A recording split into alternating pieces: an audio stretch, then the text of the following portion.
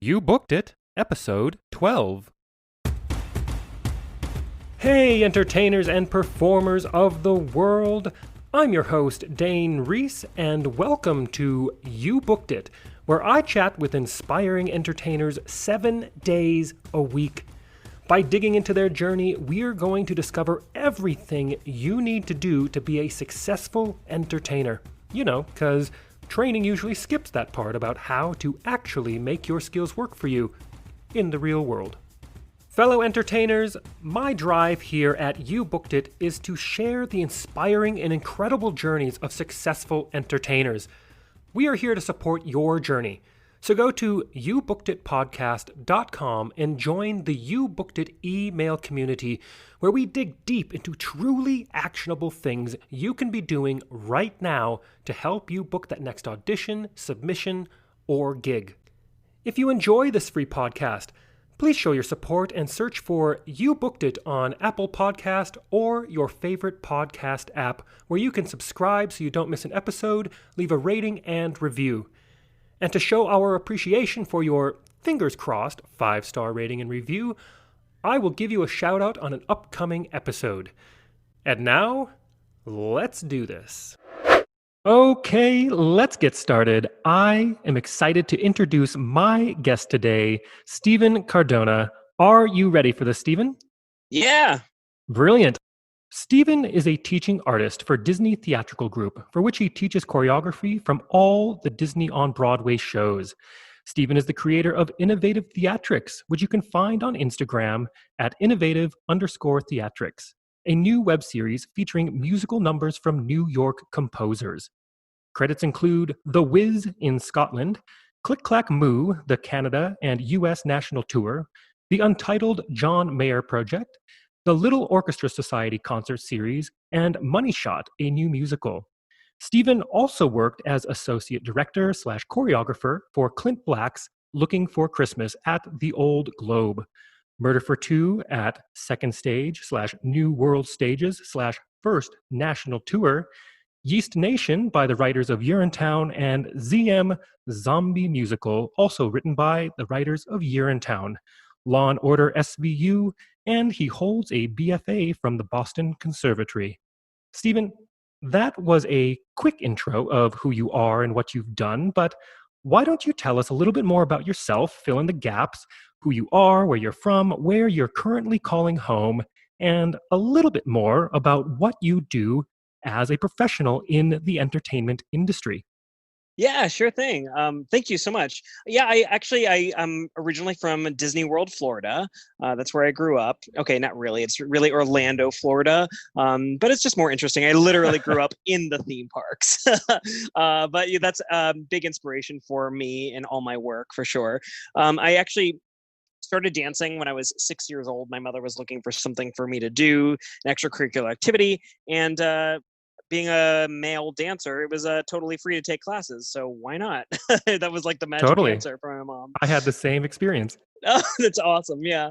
So I ended up starting dancing, and then when I got my very first professional job when I was 8 years old at Disney World. Actually, I was in the Jolly Holidays dinner theater show. Was around Christmas time. I was 8 years old, and I did that for 2 years before they canceled that show. And then I went to, that's kind of when I did a big change in my life, is when I went to high school. I decided to kind of let go of dance for a little bit, and I just decided to try this new thing called theater. So I went to the Yeah. Dr. Phillips High School of Visual and Performing Arts, and that's where I really found like my love for theater and wanting to do this as a career. Once I did that, I graduated from that, and I went to the Boston Conservatory, which is where I know you from. Got my BFA there. I did my emphasis in direction and choreography. And while I was there, I realized that I really did not want to be a performer, that performing, while I enjoyed it, it didn't fulfill me the same way as building and creating work and being a director and choreographer behind the scenes. So that's when I ended up graduating, came to New York City right away. I ended up meeting Wendy Seib, and we worked on several shows together. She worked on the Pee Wee Herman show on Broadway. Toxic Avenger, Off Broadway, various other things. And she really ended up becoming my mentor. And from there, that's where I learned how to be a director and choreographer, really, in the city, was just learning on the job. Currently, I am part of SDC, Stage Directors and Choreographers Union, and I work as a professional director and choreographer, but also I found my way into the education world a little bit. And as you read in my bio, I work for Disney Theatrical Group, is one of the many places that I work for.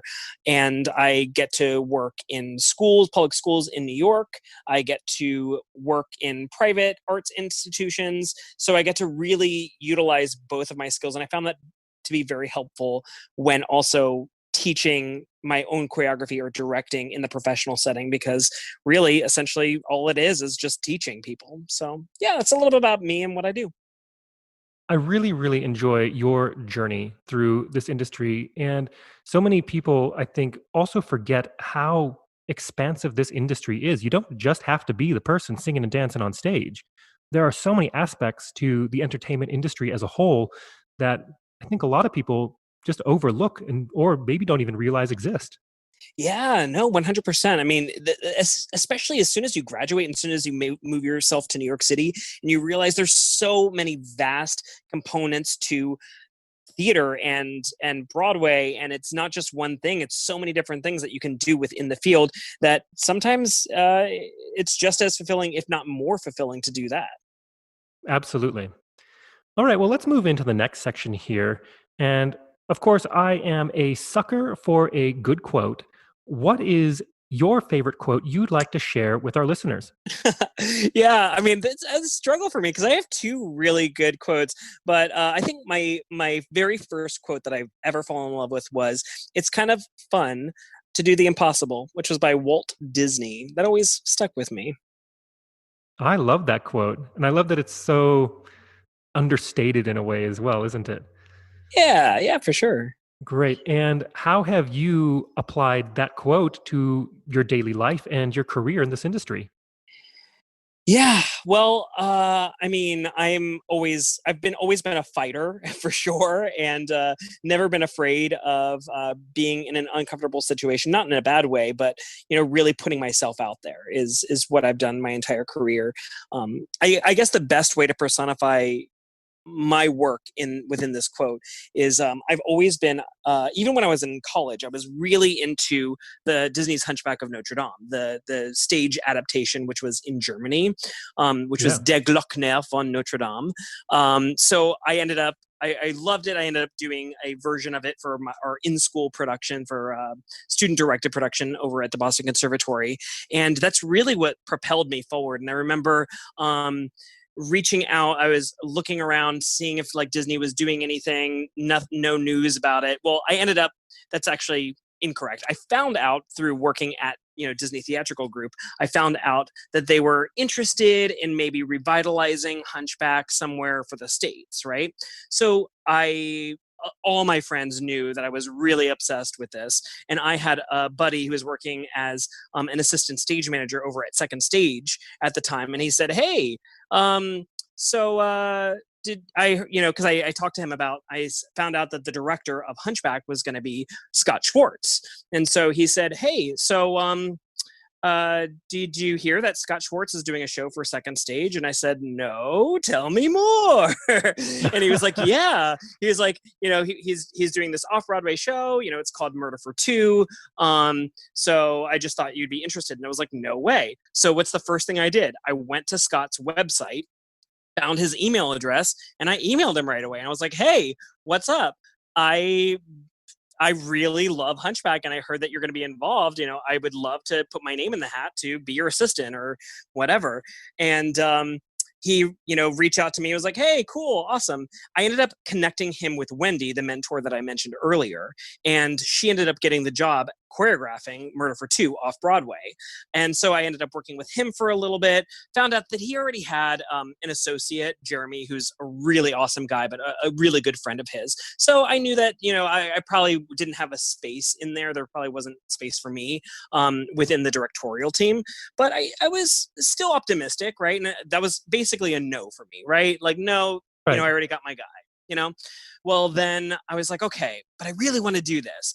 So I did some more digging, and I found out that Chase Brock, who choreographed Spider-Man and did the original production of Waitress over at ART, he was going to be choreographing Hunchback. And so I was like, oh, that's amazing. So I ended up finding out that he was doing a show at the Public. So I ended up helping and working at that show at the Public Theater with him. It was Winter's Tale, because I wanted to get in with him. So I was like, hey buddy, what's Right. going on? And I like got to know him a little bit. And I was like, hey, do you need an assistant? I can work with you as the, assistant choreographer for Hunchback. And he's like, oh man, dude, I already got my guy. I already have like an assistant. I'm good, which was funny. So I tried every single angle possible. I literally worked with the two top creative team members before the show even went to Paper Mill Playhouse, trying to get on that show. So I feel like that's the best personification of it's kind of fun to do the impossible. Now, did I do it? Did I succeed? I mean, I guess that depends on your interpretation, right? No, I did not work on the show, but I was so proud of myself because I knew that I fought to the bitter end.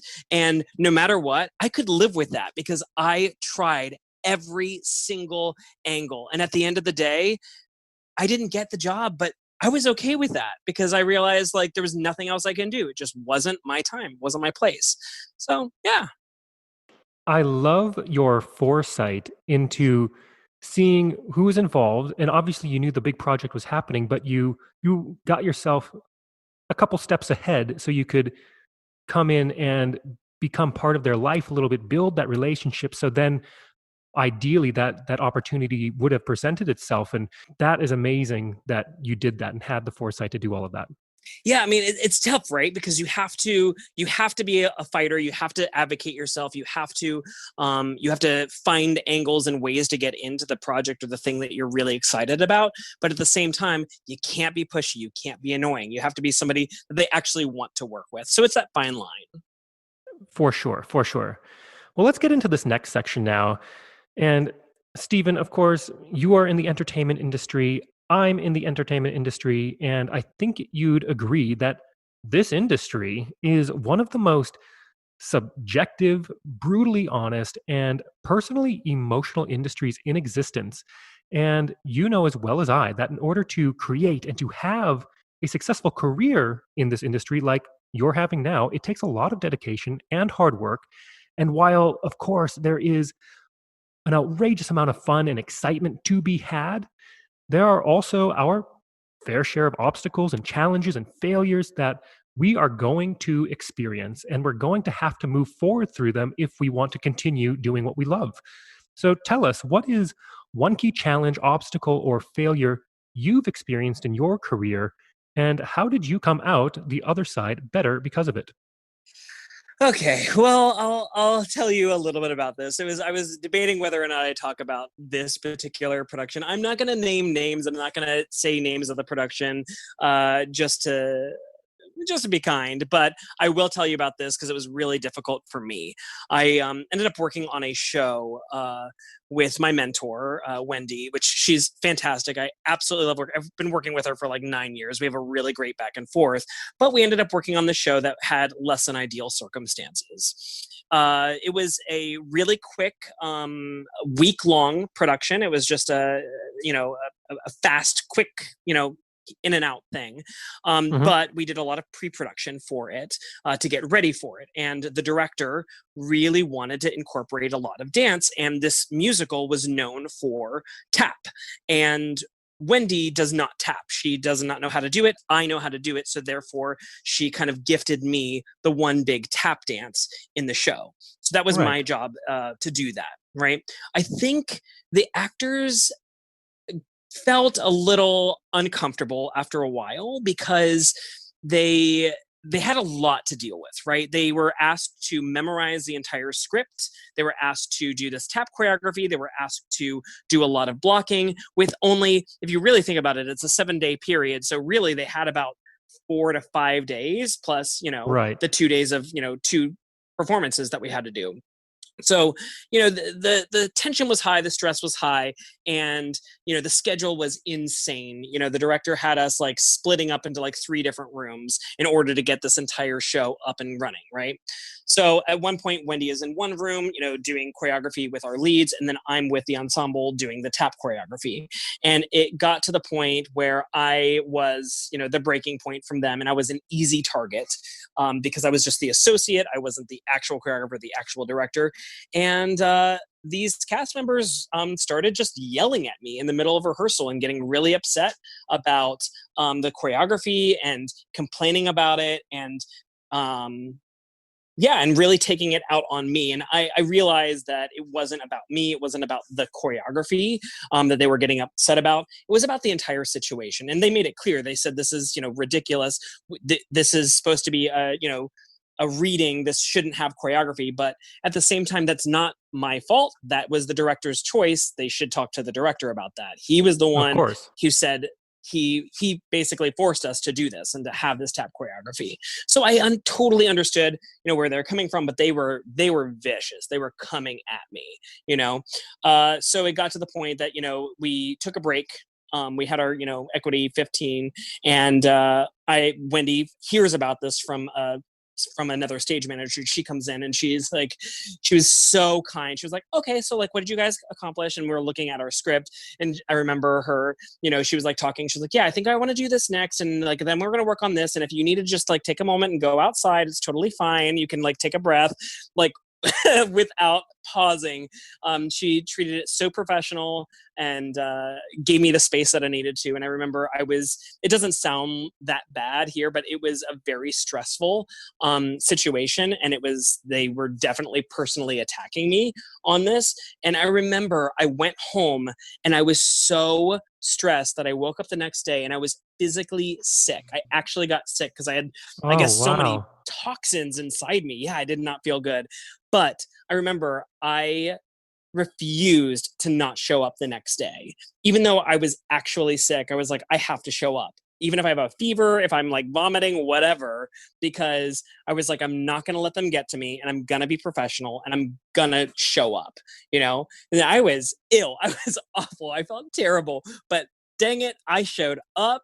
I was there, and I was, it was a way to make a statement of, you're not going to get to me. So it was a really, really hard moment, but I'm so happy I did that because I learned so much. I learned about how to, when I am the choreographer, when I am the director, how to lead, how to take care of my associate, my assistant, how to navigate the tensions just a little bit more.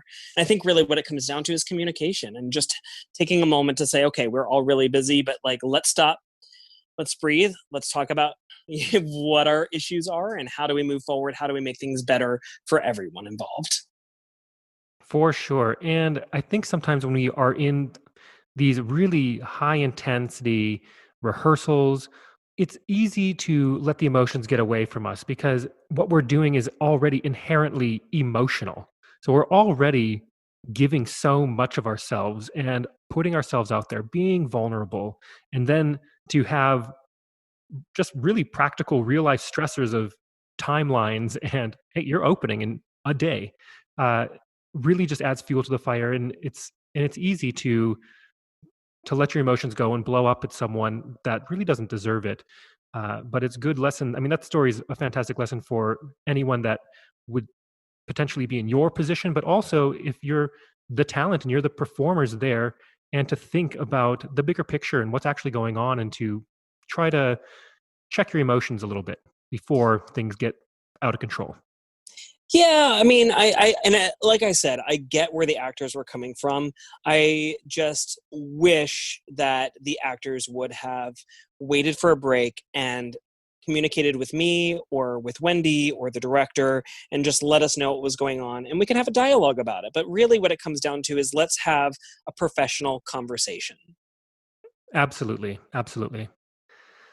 All right. Well, let's move to the next section here. And it's to a time that I like to call your spotlight moment. That one moment in time that you realized, yes, I am going to be part of the entertainment industry for a living. Or maybe it was, yes, this is what I need to be doing in the entertainment industry. Tell us about that.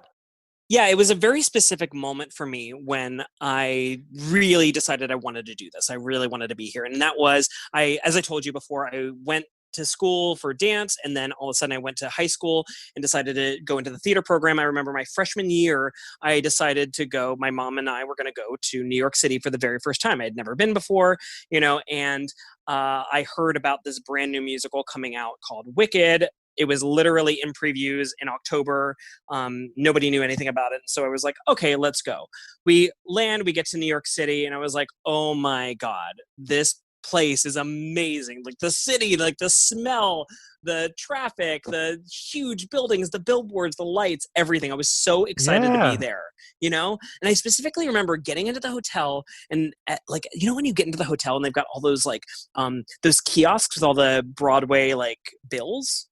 Hmm. I get like brochures. That's what I'm looking for. The Broadway brochures. I was so excited, and I went in and I looked up and I was like, oh, let's find this Wicked thing. Let me see if I can find any pictures and stuff. And I was excited. And then that was actually my first Broadway musical without realizing what it was. It wasn't Wicked when I saw it. It was just, this brand new musical.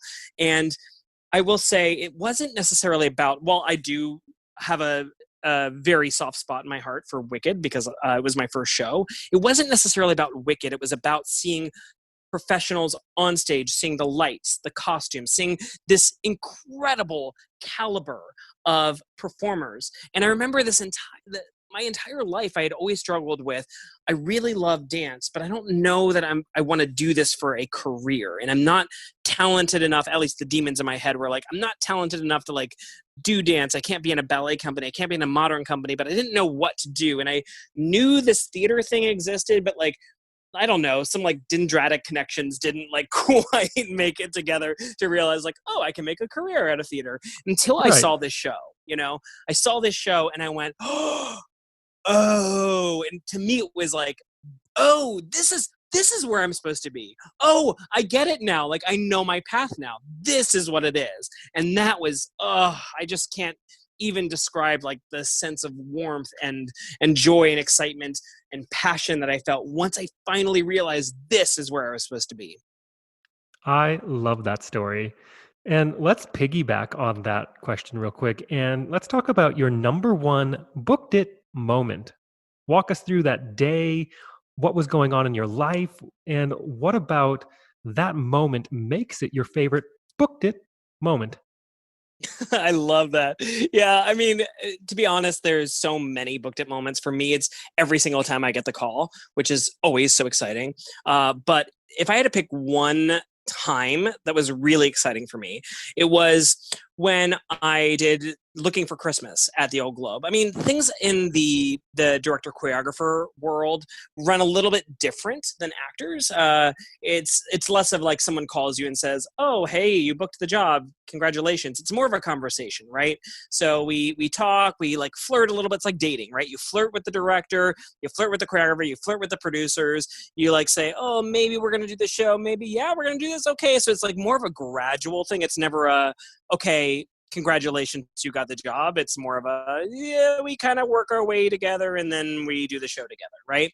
So that's kind of how it works. So it's less of a, oh my gosh, I got the call for me. It was more of what I was doing. One of my goals, I set a bunch of goals for myself at the top of the year, one year, and I made a whole bunch of lists of things that I wanted to do daily, things I wanted to do once a month, things that I wanted to do every 3 months, and then like big goals for the entire year. I made really attainable goals, but then I also made really impossible goals, which kind of goes along with my quote. But one of my impossible goals was actually to be an associate director of a show at a regional theater, a major regional theater. And I thought, there's no way that I'm going to do this. Like, how am I going to do this? Like, this is what I want to do, but who knows? And I remember, we were working in the summer doing pre-pro for the show, getting ready, and I completely forgot about these goals until I just kind of reflected and realized, oh my God, I did it. I literally was able to make this impossible, crazy goal happen. And it made me think, wow, that like the power. I mean, the power of just putting it out there and just writing it down on a piece of paper and just thinking about it. And then I totally forgot about it. And somehow it came into fruition. So it definitely made me realize from now on, I'm definitely always going to be making goals for myself, but always to make those impossible goals, because you never know what's going to happen. I think that is a fantastic story that it all came to fruition. And I think us as entertainers or anyone that is in the entertainment industry, we have been accused of being big dreamers, right? And some people will poo poo on that and put it down. But I believe that if you can't dream about it first, there's not a chance it's ever going to be real because it can't, it's never been conceptualized. You've never even entertained the idea that it could be a possibility. Yeah, and can I add one thing to this? Is that all right? Of course. I feel Yes. like I hear a lot from some people sometimes when they say, if you can do anything else, besides be in the theater industry, do it. Don't be in the theater. And that's always been a problem for me because the arts have always been inclusive to me. They've always been welcoming. They've always been a safe place. And somebody has to have the job, right? I mean, someone has to get Yeah, hired for the job. Someone has to act it. Someone has to do the scenic design. Someone has to write it. Someone has to direct it. Someone has to do it. So why not you? Why can't you be the one exactly. who does it? So for me, it's put it out there, work your hardest, work your butt off, and make it happen because someone's got to do the job. Exactly. And it is a giant industry, Yeah. and there's lots of work to go Oh around. my gosh, for sure. All right, well, let's take a moment to talk about the present. What projects are you working on now? What are you looking forward to? And of course, being amidst this global pandemic, how do you see the entertainment industry moving forward in the next couple of years? Ooh, that's a loaded question, man. Yeah, I mean, let me go to the last I know it. one. I know it. Yeah, I mean, the pandemic, right? It's crazy. I mean, we're looking at probably Broadway being closed for an entire year. What do we do? And I think people are doing the best that they can to make art and make theater. I will say that one of the projects that I started and had to pause, obviously, was Innovative Theatrics, which is my own little company. As I said, I really love working on brand new musicals, and part of my goal was I wanted to really work on my craft, and I wanted to at least once a month, choreograph and direct and block something, just get a bunch of friends together and do something to exercise my craft. And that actually ended up morphing into my own little YouTube channel. And I ended up reaching out to a bunch of composers, and I asked them, hey, can you give me a song from one of your brand new musicals that nobody's ever heard of before, and I'm gonna put it on film, and I'm gonna get a bunch of actors and make it almost like a proof of concept thing. And they were like, yeah, of course, you're gonna pay for this and get get studio space and pay for Yeah, somebody to like record this, and we get a proof of concept, absolutely. So essentially I started this project where I work with brand new composers. I am really essentially the only thing that remains consistent in the project, so that I'm directing and choreographing everything, but brand new actors, brand new dancers, brand new composers every single episode, which is really fun. So I get to work on my craft, but then I also get to, share other people's work. It's really a win-win for everybody. The actors get a chance to work with brand new composers, get to, have, really high quality footage that they can use for their reels. The composers get, proof of concept work that they can then share to producers. And then me, well, heck, I get to work with everybody. I get to work with new actors all the time, new, writers. So really, it's a win-win for everybody. So it's a real passion project for me, and I really hope that I can start picking it up again and do, season 2 once this pandemic is all over, for sure. that's fantastic. And it's really, I think it's really going to open up a lot of opportunity for a lot of different people because you're kind of playing connector for so many different parts of this industry. And that is fantastic. Yeah, thank you. Yeah, I mean, one of my missions and one of my goals for the company is also uh, to put people, minorities, to the front in leading roles. And I did this way before we had this, very clear uh, message and desire to uh, to showcase our people of color. And I think that was always really important to me, that not just, I see in theater today that we have a lot of people who are of color, of different ethnicities, who are in the ensemble. Like we have our token this, our token that, which is, kind of abhorrent, So one of my goals was to make sure that that I had these lead roles being played by minorities, and make sure that we're having strong representation. I love that. Well, let's move on to one of my favorite sections in the interview. It is called the Grease Lightning Round.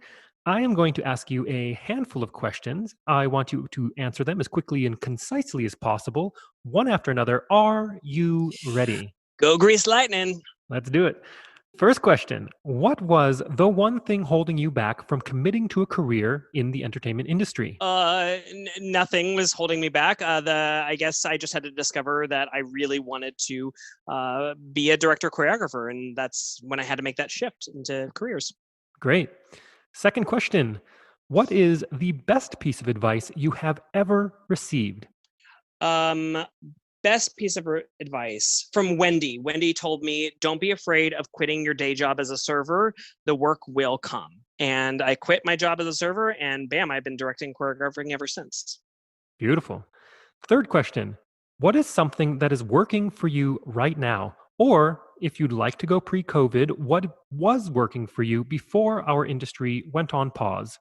Something that really worked for me is I'm currently, as I said, I'm an educator as well. So I'm currently still building sets and stuff for my young performers. I'm still staying active, creating curriculum and doing work. So I think what's really helpful when we're all stuck inside is making sure that we're still finding ways to be creative. Absolutely. And the fourth question, what is the best resource, whether that's a book, a movie, a YouTube video, a podcast, maybe it's a piece of technology that you found is helping your career right now? I would recommend Brainstorm by Don Hahn. Again, Disney lover. This guy produced Beauty and the Beast, Lion King, all the movies that we grew up and loved. And it's great on discovering your own inner creativity. Love it. And the fifth question.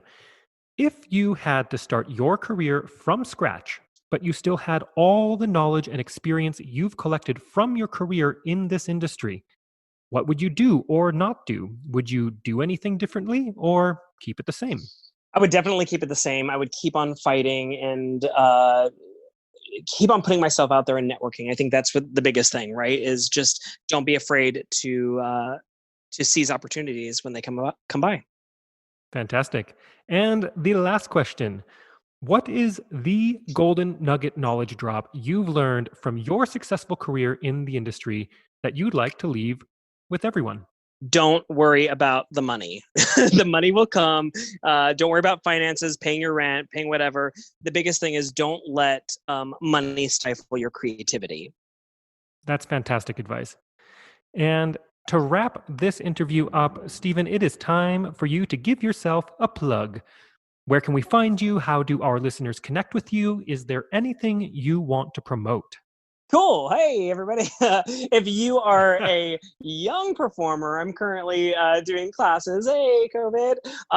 We're doing classes on OutSchool right now with I'm partnering with TheaterWorks USA. So teaching some on-Broadway classes. They are so much fun. So I'm doing that right now. But also, just take a look at my YouTube page, Innovative Theatrics. You can also check me out on Instagram, Innovative_Theatrics for some of that content. Beautiful. Well, Steven, thank you so much for joining me today. It was wonderful to catch up and to have you on. Yeah, thank you. Thank you so much for doing this and providing this opportunity for me. And break legs, everybody. I hope that you keep on striving to make your careers happen and make joy throughout this time of reflection. Thank you so much for joining us today. My one call to action for you is to go to youbookeditpodcast.com and join our free email community, where we dig deep into a continually growing resource of truly actionable things you can be doing right now to help you advance your entertainment career. Don't miss an episode. We have a new guest 7 days a week. Search for You Booked It on Apple Podcast or your favorite podcast app and subscribe today. All the best to you. We'll see you tomorrow.